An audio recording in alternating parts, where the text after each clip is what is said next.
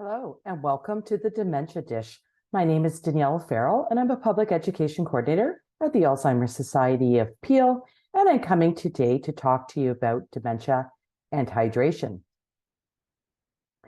So the levels of water that are stored in our body do decline with age, and this is largely due to the fact that we lose muscle as we get older, and muscle tissue is where 80% of water is stored in muscle tissue. And in fat tissue, only 10% of water is stored. And so, of course, as we age, we tend to lose muscle mass and we tend to gain more fat.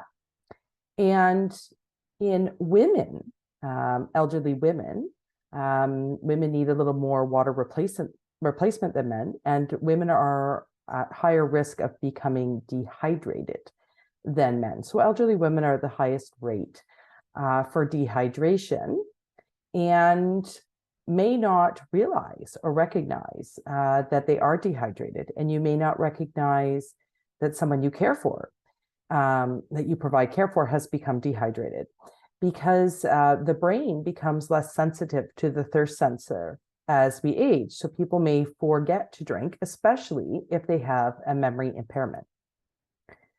So what are the signs and symptoms of dehydration? How do you know if someone's dehydrated? So if there's increased confusion, increased agitation, if the person appears sleepy or withdrawn, if there's changes in their mood, if they're having frequent headaches, if they have increased thirst, if they are experiencing dry mouth or lips, and another sign is bad breath. If someone is experiencing fatigue, dizziness, lightheadedness, those could also be signs of dehydration. If when they urinate, it's very dark, if they aren't urinating very often, if they experience constipation, those could be signs that the person is dehydrated. The skin having a very dry feel, and the appearance is shriveled. It doesn't have that elasticity. If the person's eyes appear to be sunken, and if the person is experiencing muscle cramps in their arms or legs. A combination of these symptoms may mean that the person is experiencing dehydration. What's appealing to a person to drink is very individual, and it's important to know for the person that you provide care for what temperature they prefer their drinks at.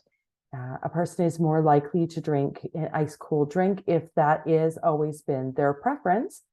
If there's someone who's always been, a tea or coffee drinker, someone who's always preferred hot beverages, then, warm milk or hot chocolate, something like that, may be more appealing to the person.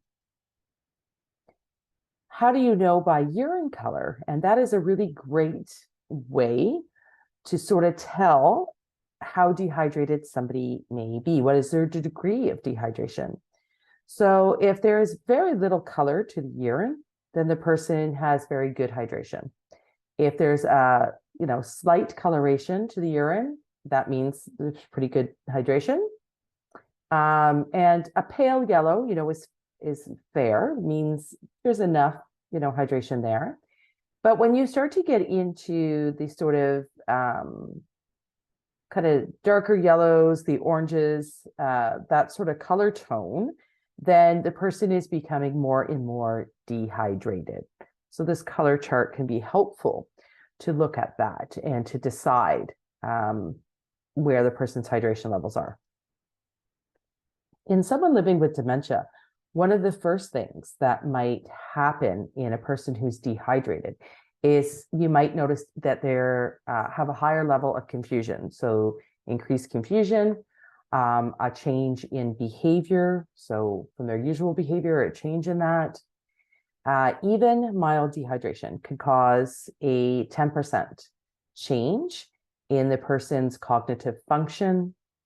When a person living with dementia becomes dehydrated, it can irritate the bladder, and it can lead to more urinary incontinence, and it can also increase the risk of falls because of low blood pressure and dizziness. So the risk of falls increases fairly significantly.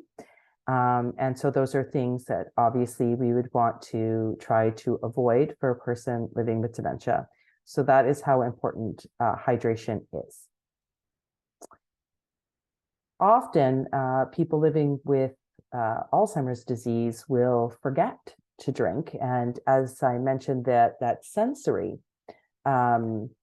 for thirst is also just declining as a part of age.